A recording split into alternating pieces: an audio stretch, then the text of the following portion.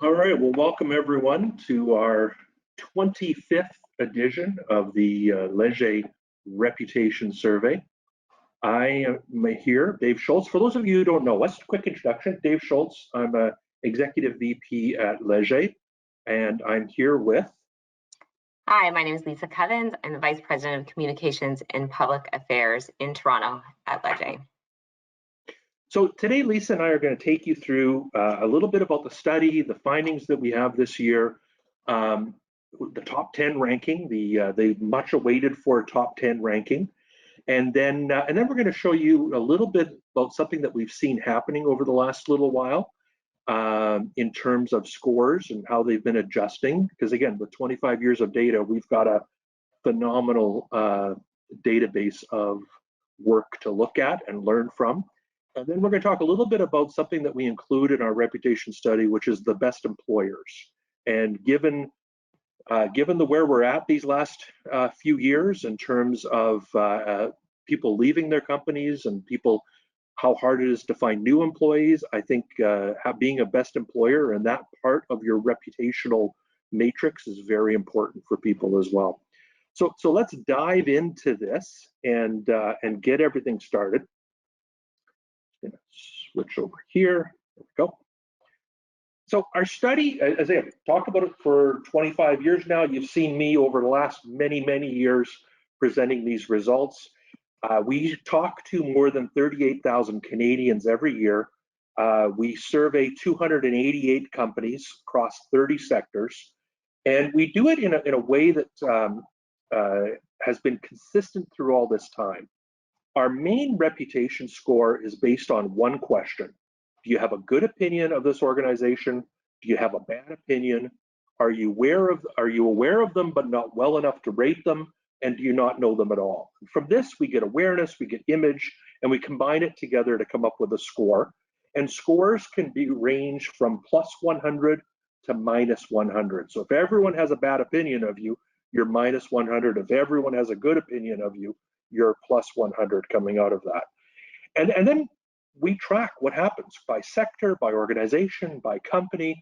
So to give you a bit of a sense, this year, the average drop in score was -1.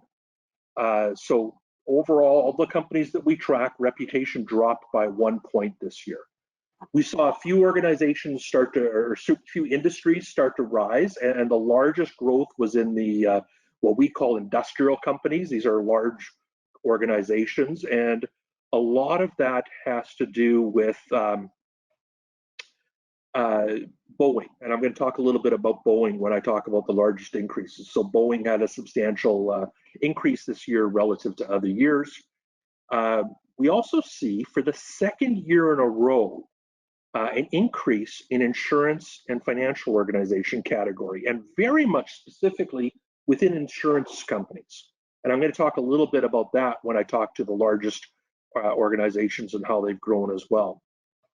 Another post-pandemic, or at least I hope post-pandemic, sector would be restaurants. We're starting to see people have a more positive attitude as we started to re-frequent and get back out there and talk to restaurants.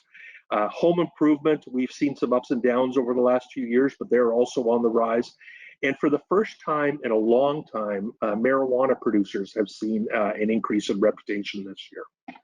On the far other end of the scale, in terms of sectors that we're seeing drop, and you see much more drops than gains here, we see organizations like breweries. And Lisa has some comments specific to breweries, but a lot of this has to do with our change in pattern, or the change in options available to us, as well as just how we've come through the pandemic in a large way. Drugstores had a substantial decrease. Same with hospitality. We're just not frequenting hotels chains in the way that we used to. So our experiences, we've moved a little further away from them. And then there's a broad list of groups within that. In the stable sectors, I'm going to point out one category, and that's the pharmaceutical category. And this is one, it's interesting, we did a study in the US in January, and we saw a general increase in all pharmaceutical companies. Overall, reputation and positive image of them by Americans. We haven't seen that in Canada, but we've seen a balancing. Some organizations have increased, some organizations have decreased when it comes to their reputation, and this ends up coming out to a value of 0. The average variation drop of -1, and this is a precursor to something I'm going to talk about in a little while. Last year, it was also -1. The year before, we also had a decrease. So I'm going to spend a little bit of time at the end talking about how it's not just sectors in decline, reputation is in decline. And before I forget, there is also a question bar on your right-hand side of the screen. Please feel free to jump in and ask any questions. We'll be monitoring that as we go through this. Primarily answering these at the end, but if something really pertinent jumps up while we're running through, we'll take it as we go. But please feel free to ask any questions you may have. Great. Thanks, Dave. So Dave spoke about sectors in decline. I'm going to talk a bit about specific companies that have experienced a large decrease this past year. So our largest decrease was Lactalis with a -21. They changed their name recently from Parmalat, and that contributes to a decrease in their score. We saw the same pattern when Max switched to Circle K in English Canada in 2018, 2019, and they had almost the exact same decrease with -18 points. So we're seeing that with Lactalis. Kellogg's, nearly half the amount of decrease that we are seeing with Lactalis. So Lactalis was sort of extreme. Kellogg's is a 10-point decrease. They've had some supply chain issues over the past year, and that could have contributed to their decrease that we're seeing. Canadian Tire, one of our top 10 companies over the year, they've seen a 9-point decrease this past year. Has been over the past year a general frustration with some retailers, and Canadian Tire might be feeling some of that. Similar decrease with Instagram. They've suffered some privacy concerns and negative media attention with their parent brand Meta. They're also losing their coolness factor a little with TikTok kind of taking that over for them. So they've had a bit of a rough year. So as Dave mentioned, breweries as a whole are down. There's some increased competition in the beverage category, but Molson Coors here, they're one to watch because they are diversifying into energy drinks and cannabis-infused beverages. So we'll see what happens with them as they launch into these new categories in the coming months and years. Apple's a funny one because we always see it kind of go up and down over the years. There's a core group of Apple advocates, and there's also a core group of Apple detractors. And then we have this group that kind of goes up and down, and they can be swayed one way or the other. So this year, unfortunately for Apple, that kind of group of swing voters or swing people, they are in the negative this year. So they've seen a -7. Enbridge, the energy category, is one in decline this year as well. Enbridge is part of that. And then lastly, AstraZeneca. They've had, obviously been in the media quite a bit over the past year with their vaccine. Everyone wanted it, then nobody wanted it. Left the Gen Xers feeling like Gen X at the end of all of this. So they fell from favor a little bit, and they're at a -7. So I'm going to hand it over to Dave to do the largest increase. Yeah, let me talk a little bit about how these have come out. So I mentioned earlier about Boeing, and a couple of years back, Boeing had some plane crashes and massive problems with one of their planes that was called off market, to the point at that year where WestJet and Air Canada saw an immediate increase in their reputation when they canceled flights that were being run by Boeing. So Boeing was not in a good state at that time. And before this all started, their score would have been 25. So that means 25% more Canadians have a positive impression of them than have a negative impression of them. During the crisis, their score dropped down below 0. Last year, they were at 0. So they've gained points. They're up to +16. They're not anywhere near where their 2019 score of +25 is at, but they've started that recovery coming through. Lisa also talked about AstraZeneca, and earlier I mentioned how the pharmaceutical category is averaging out. So AstraZeneca saw a drop, Pfizer saw an increase, and I find this really interesting because Lisa said, when she commented about AstraZeneca being up and then they weren't up, last year's results, both Pfizer and AstraZeneca saw substantial increases in their reputation. Things changed, obviously. Pfizer has continued that growth. AstraZeneca has fallen off on that. And a large part of that goes towards just how Canadians were perceiving the vaccines that they were getting and their ultimate choice of where they were going to go with that. And AstraZeneca had a hard time combating some of the negative media, some of the negative perceptions that were coming out, and they've paid for that in a drop in reputation this year. The next three I'm going to talk together. Canada Life, Cooperators, Wawanesa, all saw substantial increase, and CAA, all saw substantial increases, all in the insurance and financial space. Last year, we also, in our largest increases, had financial services and insurance companies increase. These are organizations over the last 2 years of the pandemic that have done very good work at building relationships with their clients, their stakeholders, but also just in general with Canadians. There's been some studies done. I looked at one that came out of the US where it talked about during the pandemic, people are more focused on exploring their health, their life, their future financial. It's given people a lot of opportunity to be introspective about what's important to them. And I think the insurance companies in Canada have done a good job at working with that type of conversation and getting people to start thinking about this. And then there's also been cashback programs that we've seen over the last 2 years where if you're not driving, you're getting money back. And then just in general, the advertising and the promotions that these companies have been doing have been engaging in a topic area that's usually not something Canadians are engaging in, but they're starting to think about and engaging it. So well done to these 4 insurance companies, but really all insurance companies over the last 2 years. The last one I'm going to talk about in terms of an increase would be Nespresso. And they've grown substantially over the last little while, especially another pandemic growth from our perspective. And a lot of this has to do with Canadians finding ways to have that good cup of coffee at home without having to go out to get it.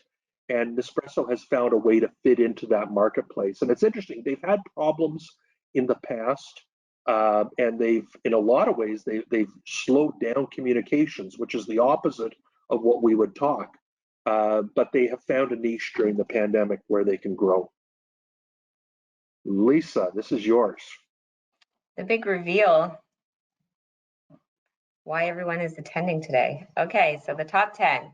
Number 10, Netflix. Not a real surprise here. Where would we have been without Netflix this past 2 years? They did change their fee, or they did increase their fee, but they also expanded their movie offering, and they're always issuing new content. So I guess, Canadians are still quite happy with them. So they made it to our top 10 list. Number 9. So this is the first time that A&W has ever made it into the top 10. They've had a lot of advertising. I'm sure most people have seen some of their advertising. There's some sustainability messaging within that. It must be resonating with Canadians because it's their first time on the top 10, which is exciting for them. Number 8. Go. We keep on going the wrong way. There we go. Just to be clear, it's Dave that is powering these slides. So anything can happen. You maybe go all the way to 1 on one swift move here. Yeah, don't give it all away. Okay, so Microsoft, they're up 1 point from last year. They recovered from a bit of a drop the previous year. That drop could have been an overall unfamiliarity and clunkiness of working with teams. Now we're into 2022 and we're all more reliant on teams and comfortable with it. That could be what's contributing to their score and their placement in our top 10 this year. Number 7, It's not a surprise. They've been in and out of our top 10 over the years. So again, not a surprise to see them here at number 7 this year. Number 6. So Google was the number 1 in our list from 2013 to 2018. And Dave's going to address Google a little bit later, I believe.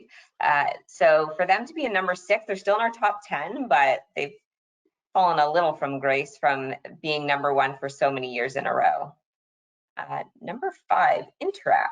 So they moved up from 8th place last year, and their score hasn't changed much in the past year. This is really a company that became more defined in the pandemic as we moved away from cash as a society. Number 4, Canadian Tire dropped 9 points, as I mentioned in the largest decline slide, but it's still a top 4 company in our list. So that really shows the strength of their brand. Number 3 and number 2. So these two, this is their best placement for each of them. So number 2 for Sony, it's high it's scored or high its rank, and same with Samsung at number 3. But the funny thing is that the score itself didn't change from last year. So they moved up the rank by not moving themselves in their score. So they kind of stayed where they were. It was the other companies that kind of declined and moved around them that led them to these top 2 and top 3 spots. And then lastly, our number 1 was Shoppers Drug Mart. So they were number 1 in 2020, and number 2 in 2021. So they're back up to number 1. They did drop 5 points this year. So even with a drop of 5 points, which is sort of telling of where we're at in reputation, Dave's going to talk more about that. They're our number 1, and it could be our reliance on, drugstores and feeling like we need them in this pandemic, but they are here again. Yeah, and one of the questions that's popped up is, how do companies get on our list? And I think now's a good time to address that quickly. So there's a number of ways that organizations show up on our list. Obviously, we can't ask about every organization, but we do ask close to 300, so a substantial number. We do occasional work asking people, what do you think is a reputable organization? And if we get a significant number showing up, we're going to add it to it. And then we'll look at competition categories as well. So for example, the first year that cannabis became a legal product in Canada, we added a number of cannabis organizations, and we're having fun track for it's hard to have a new industry and to track the growth of that reputation from 0 to where it's at now, which is not much above 0, just to be clear. We also then, if an organization comes in that we have to add a competitive mix to it, we'll do that to add that in. If there's mergers or changes, we'll adjust. And sometimes we're taken by surprise. A few years back, we asked the question of what organization should be here, and we didn't have Heinz on the list, and this is before they became part of Kraft. And we added Heinz, and they shot up to the top of our list, which surprised us because we hadn't seen it. So sometimes recognition and recall changes scores substantially as well. And adding it to the list, they moved up quickly. We probably should have had them earlier on the list than we had. Now that they've merged with Kraft, we combined that with Kraft Heinz, and I'm going to show you some 2013 data where they're both listed in the top 10. But that's how organizations get on this list. This is not a pay-to-play type of list. This is a list that we do, and there's some organizations that score at the bottom or near the bottom of our scale that I'm sure would be wishing that we weren't broadcasting their results. There's other ones that score at the top that we've never talked to. We do this list depending on what's there. Obviously, and we'll talk about it at the end, there is a package people can buy if they want to know in-depth research results about their score. But we don't take a pay-to-play sort of process. Anyways, Lisa, I'll let you go back to talking about this. Yes. So we now are showing the top company by sector in Canada. So a lot of the sectors are led by those top 10 companies that I highlighted on the previous slide.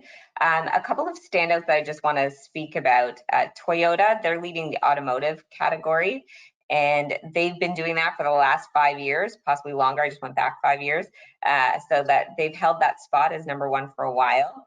Pfizer is an interesting one. We keep kind of popping back and forth to talk about that category, the pharmaceutical category. So Bayer for many, many years held the top position in the pharmaceutical category, largely driven by the fact that Canadians know and have heard of Bayer and just didn't know enough to have an opinion, or didn't know the pharmaceutical company names at all. Well, the last few years, we're hearing about them a lot more. For the past 2 years, so 2021 and 2020, Jameson, actually, the vitamin company, was #1 in that category. And this year is the first year for Pfizer to break through to the top of that category. So that's great for Pfizer. A new category that we added this year was professional sports leagues. And the leader of that category is the National Hockey League, the NHL, which really shows that the Canadian stereotype is true. Canadians love their hockey. So that came out as #1 in that category. So, and Dave. Here. Yeah. And then just a couple of other method questions people have asked. Yes, indeed. This is across Canada. So someone asked if Quebecers were included in these results. We have a separate launch earlier this morning where we do just a Quebec study. And that was sort of the core of how this all started 25 years ago. So yes, this is across Canada. This is everyone included. And this was fielded at the end of December, early January. So if there's been something significant that's happened since then, it may not be reflected in these scores. Again, going back to Boeing, the year we collected that data, the first crash happened about a week after we were out of field. So we had very recent pre-data. We were able to go back into field and collect additional data and show that substantial drop in reputation just in a week as they moved into crisis. Anything else on this slide, Lisa? Are you good? Nope, that's good. All right. So, and there's a few other questions that I'm going to save till the end to talk to, partly because I have to look up different stats within that. So let's talk a little bit about reputation over time. As I said, we've been doing this for a bit, and this is what the data looked like, or the top 10 looked like in 2013 relative to what Lisa just presented. And there's a couple of things I want to point out here. First off, in this top 10, 5 of the companies are consistent. So reputation, if you build a reputation and you maintain it properly, you're able to hang on and continue to be a positive force across Canada. And even within that, there are 3 or 4 other companies, although Kraft and Heinz are now one, that are in the top 20 still. The only one that's fallen really far down the list is Panasonic, and their score has dropped from a 79 to 58 this year, and they're 31st on reputation this year. And that goes towards a little bit of their commitment to Canada and the amount of products we see, and they're not maintaining the pace as, say, a Sony, Samsung, or have been. Now, the other thing I want to point out here is look at the top score. In 2013, the top score was 91. So that means 91%, there's 91% Canadians more likely to say a positive opinion about the organization than a bad opinion, and almost everyone has an opinion. So you figure, don't forget, we do good opinion minus bad opinion for the score, and then we take off people who say I don't know them well enough or I don't know them at all. So that means 91% of Canadians had a more than the negative opinion had a positive opinion. So almost everyone had an opinion of Google. 73 was the score for Shoppers Drug Mart this year. In 2013, 73 means you're in 20th place. So the overall reputation score has reduced this year. We've seen a real reduction on points. So it's an 18-point drop. If I look at the median decrease across the top 50 companies, we see a decrease in good opinion of -8. And we're going to put out a report, a press release, and there's going to be a report on our website that talks about this. And we're going to talk a little bit about reputation being in crisis. Because when an organization, and like I said, we've tracked Boeing, we track a number of police departments, and we've tracked crisis within that. We tracked Maple Leaf Foods with Dr. Flynn from McMaster University back a few years back. What we see happen when a crisis starts is if you've done good work at building a reputation, people don't flip-flop from good to bad. I don't wake up one day and hate a company that I felt really positive about before. That's why they talk about reputation being a bank of goodwill. I may not feel as good about that organization, or I may be a little cautious about saying I feel good about them till they can regain that positive benefit.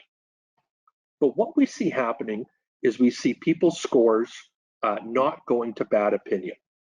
So we see the decline in good opinion, and in this case, it was a 13-point decline across, -7 overall across all top 50 companies. Good opinion has dropped substantially over this time. And whether we feel good about an organization or not, I mean, look at Lisa talked about Shoppers Drug Mart dropping 5 points in the past year, but still maintaining that #1 spot. Those people who are losing that positive impression aren't going to a bad opinion. Where they're going to is, I don't know the company enough to have an opinion. Our goodwill is on standby, as we said. We are waiting to see what happens. We've done a number of talks looking at when we say what happens next is important. In this case, what happens next is very important to an organization's reputation. People are giving organizations in Canada an opportunity to regain their trust, regain their reputation. You know, it's interesting I mentioned the word trust. You look at Edelman's and you look at Proof's trust barometers, they're seeing a general level of trust decrease over time. We're seeing an overarching reputation decrease over time. And a lot because we're not as engaged with organizations as we used to be. And this isn't just a pandemic thing. We looked back, we saw this happening. We looked back a few years thinking it was maybe this is the new order after the pandemic, but it's really been something that's coming on strong over the last 10 years. Consumers, stakeholders, we are presented with a ton of information. Media is stronger than ever. Social media is prevalent as ever. Messaging is changing. The disinformation, misinformation world is strong. Our capacity to engage with organizations has changed. So what's happening is we're moving into an area where these organizations could lose that good opinion to I don't know them enough if our companies don't start to re-engage, rebuild relationships, find out what stakeholders are important to them. And I will tell you, stakeholders are very different now than they were at the beginning of the pandemic. So if there's any time to understand more about who your customers, clients, stakeholders are, now is the time to do it. Because regardless of reputation, a lot has changed in terms of how we've engaged with businesses. And organizations need to start that engagement, because even though I said in a crisis you move from good opinion to I don't know enough to have an opinion, if you don't do anything, or if you don't approach this properly, that I don't know enough will move to bad opinion, and you will see that decrease. And then when things happen, people don't have that goodwill in the bank to help you out. So not so much of a positive message, it's more of one of, I think organizations in Canada really need to look at where they're at and start turning around. And I talk about relationships as much as I talk about reputation, because reputation is built on relationships that people engage with the public. So on a more positive note, Lisa, I'll get you to talk a little bit about reputation. Great. Thank you. All right. So Dave mentioned this earlier. One of the pillars of reputation is the perception of a company as being a good employer. And that's so important now. Unemployment is at its lowest. We have the Great Resignation. So being a good employer helps define your reputation, and is a big part of that. So we've been looking at this for a few years now, but the components of this employer ranking is number one, atmosphere. So is it a good place to work? Future of the company. So where's your confidence in the future of this company? So in other words, you're not going to want to necessarily take a job of a company that you don't think will have its doors open in a year, because that's not a great idea for a job. Attractiveness as an employer. So how likely would you want to work there if you had the qualifications? And then lastly, values. And this is particularly important among younger Canadians. Does the company represent your values? All of this is overlaid by awareness of the company, because you can't be a high-ranking employer if no one knows who you are. So that kind of adds into it as well. So Dave did the reveal. All right, so the top 10 employers in Canada.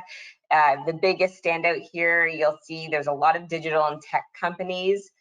They've always had the reputation of being good employers or fun employers to work for. So we have Google, we have Apple, we have Microsoft, Samsung, Netflix, and Sony. And then beyond that, we have Costco, which is always in the news as being quite a standout employer for a number of reasons, what they pay their employees, the benefits, etc. And then we have two car companies, Toyota and Honda, in our top 10 for employers. And yeah, so now, so as we mentioned at the beginning, you're going to receive a recording of this webinar. So if you have a colleague or someone you know that missed it and wants to watch it, or you want to watch it again, we'll be sending that out by email, as well as the reputation booklet, which includes the full ranking and other information about the study. And you'll receive that by email this afternoon. And those of you who are on the top 10 list, you'll be receiving a special email as well with some other details. And lastly, as Dave mentioned, this is a syndicated study that we offer as either the Canadian one or a provincial one. And we delve into much more detail for your competitors, for your category, your score by different demographics, age, region, everything. It is a lot of information. So if you're interested in going a little bit deeper than the rankings that we presented today or the scores, then this is a good opportunity. I think that's it. So now we have questions. Yeah, so a few questions have come up here. Is there one that you want to take to start off with, Lisa? Hang on, just let me go ahead. Yeah, so while it's coming up, one of the questions we got, and we did run through the data in terms of the top company by sector fairly quickly, and yes, TELUS was the number one. Someone asked if TELUS was there. The number one in each sector will be presented as part of the data that shows up, as Lisa mentioned, on our website this afternoon, as well as the ranking of all the companies will show up on there as well. So if your particular organization, you're wondering where you are relative to others, all that, the top level information will be shared this afternoon on our website. So the fielding dates for the survey, I can take that one. That was in early January. And then one of the Paula Bernardino is asking if the doesn't know enough to have an opinion is increasing, can that be linked to indifference and also maybe a decline in brand loyalty? And yes, and yes. And that's why I think organizations need to find ways to re-engage overall. If an indifference is starting to creep in, it means that we don't have the relationship that we once had with them. We don't have a reason for feeling positive about that organization. And if you look at our key pillars of reputation when we talk to. It is we're talking to, are they socially responsible? Is it a good quality product or service that they're providing? Are they a financial stable company? Is it a place I'd want to work? All those factors come into play. And if people don't know that, they're not going to give us a proper answer. So yes, indifference has definitely started to play in, but and I like to look at reputation a little bit as I talk about relationships, but if you were in a relationship with someone and they started to express indifference, you probably need to do some work to rebuild that relationship. And that's what we're saying organizations and companies in Canada need to be doing right now. So other questions. So Pfizer's net increase, I don't have that off the top of my head. We'd have to reach back out to you with that number. It might actually be in the booklet that we send out this afternoon. I'd have to check that. And then another question I saw was about not-for-profit. So not-for-profit isn't included in this corporate reputation list, but Dave and I have done a lot of work with reputation in the not-for-profit sector and in other sectors, such as police, hospitals. So we do have some sort of like rough benchmarks in different sectors that are not included in the corporate reputation list that we could compare to if you're ever interested in doing a study for your company. Yeah, and we have had looked in this sector, and when we do again, we can't include everything. So we do separate work in occasionally in the not-for-profit sector. We do an annual study on police reputation in communities. We do other work that looks at the arts community. So there's just separate studies that we do more for specific people and organizations, and we don't always publish those results. But that's the nice thing about our model, is it is extremely adaptable to across brands, across organizations, across sectors, and we've been able to do that well as well.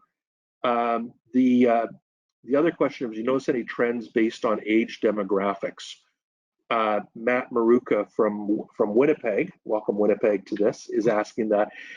Definitely, Matt, that's where the difference between our publicly available data and our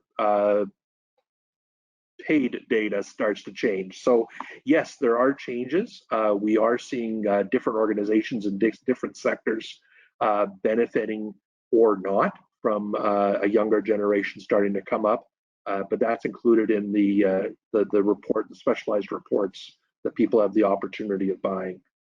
There was another question about field dates. Again, that is in late December, early January that we do this. Does time of year large milestone events make a difference in how data moves? So companies who have a large issue are able to increase their score the next year. Yes, we've definitely seen that over the years, companies going up and down based on what is in the news at that time. It's partly why we keep our dates for data collection consistent. And for some clients, if they've had like a big issue around our field date or at another time of year, that's the benefit of our studies, that we can just ask that one main reputation question in an omnibus or in another study, just to track over time how their reputation score moves.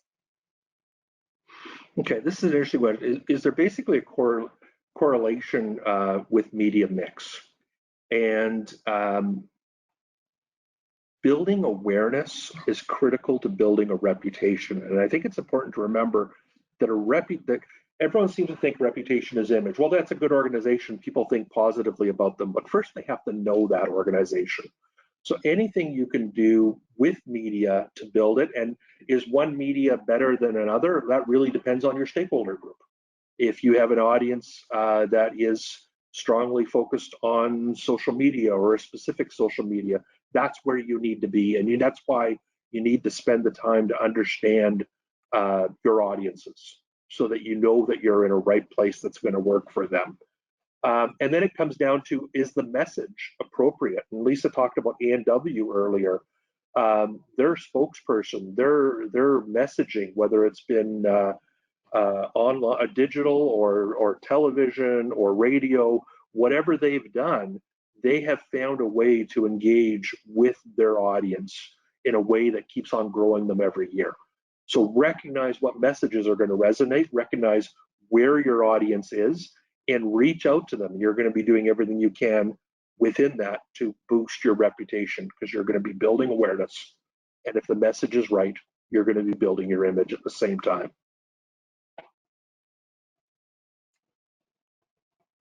You missed any, Dave? Oh, okay. So Lisa, I'm going to ask you, this is a really important question. Where did you get your glasses? Oh, I could go on and on with my glasses. Optica, Yonge and Eglinton, my favorite glasses store. Thanks, Dr. Flynn, for that that insight there.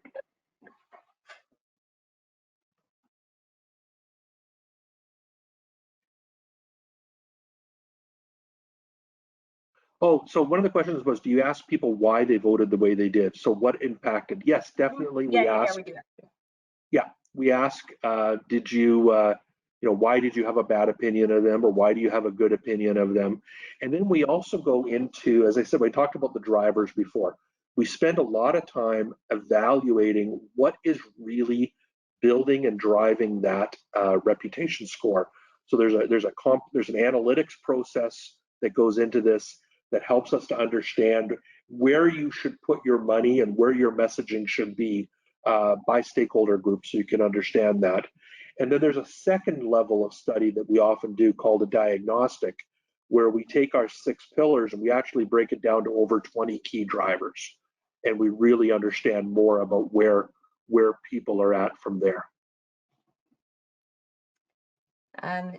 Dave, did we answer the question about companies like PC Health, TELUS Health, Maple? They're not on our list, correct? No, they're not. Okay. Might be something we consider for future years, or could be done in an ad hoc way.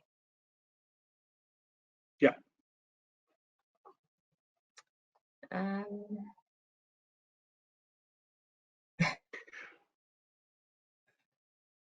All right, and that's more of an ad hoc one, like you say. I think that's about it for the questions. Yeah. I think one of the comments was, you might be aware of shoppers, but you deal with another pharmacy. So how do you express an opinion about shoppers? And so I may not have that level of information. I may be aware, and we see this in banking a lot, maybe outside of the pharmaceutical category, it's easier to answer. We see that in the banking category a lot, where if I don't deal with a bank, it's really hard for me to express a reputation of that bank. But that doesn't mean that you shouldn't be trying to figure out a way to appeal to those people. And a great example, and again, within the last 10 years, is TD's rise within our rankings. They're not in the top 10, so we don't really talk a lot about the banking category here. But we've seen a consistent growth as they've started, as first the green chair came out, and then they started appealing to service and hours, and they started backing that up. More and more people who don't even bank with them have felt that they're a good organization and given them a positive score on our reputation matrix. So even though you don't shop or deal or work with an organization, you should be thinking about how do you appeal to them, because maybe that's a way to bring them to your organization. It's also possibly a way to get better word of mouth, better potential brand loyalty for your own customers, and grow from there. There was a question about whether or not the employer reputation scores account for if people actually work for the organization they're voting for. So it is just everyone is voting on their perception of the company. So we may have a few in there that actually work for the company that they're evaluating, but that would probably be more random than anything. But yeah, it's just the general public's view of what they know. Maybe they know people, maybe they don't. Maybe it's just their opinion of their impression of what it would be like to work there. And I think the last question, and then we said 45 minutes, and we'll wrap this up. But the last question was, are there any takeaways from the airport sector? So in the release that's going to go out this afternoon on our website, we'd added 2 new sectors. And someone said before, how do you add sectors? Well, sometimes we just add sectors because we think it makes a lot of sense to be in there. This year we looked more at airports. And if you are traveling, as we are slowly all starting to re-travel, I will tell you, the airport with the best reputation is in Vancouver right now. And there's a whole list of where everyone ranks. And it really comes down to the key drivers of delivering service and the positive experience that people have while they're there. The other one, Lisa touched on it, we asked about different sports organizations or associations. So number 1 in Canada was the NHL. We also asked specifically, and there's a list of sports teams, because we thought it'd be fun to see the reputation of individual sports teams across Canada. And because we're so fractured in terms of how teams go, if, for example, if you're in Calgary, you probably love the Calgary Flames and probably don't love the Edmonton Oilers, and vice versa. So because we have those central rules, we see a lot of the scores represent that, but then there's a couple of national teams. And the team that scores the highest across the country is the Raptors, followed by the Jays, which is opening day tomorrow night. And then being an ex-Winnipegger, I'm proud to say that the team that resonates the best across Canada is Winnipeg Jets in 3rd place. So happy to see that.